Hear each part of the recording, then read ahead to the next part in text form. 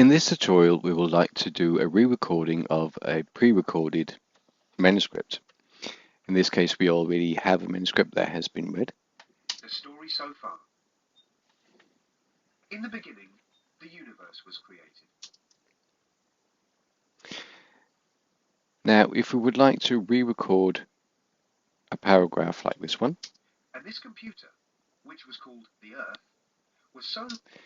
The first thing we need to do is go into record mode, like this.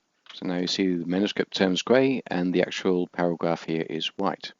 If we right-click on the paragraph, we can get to select the record selection. If we press that, we get a pre-roll and then we can re-record. Find out what the actual question was.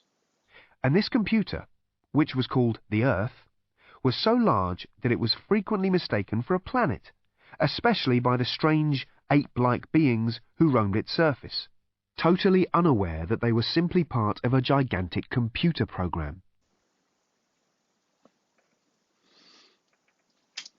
When we stop the recording, the length of the new recording has been shuffled into the previous recording, so there's no need for any additional editing there. To escape the record mode, press Shift-R.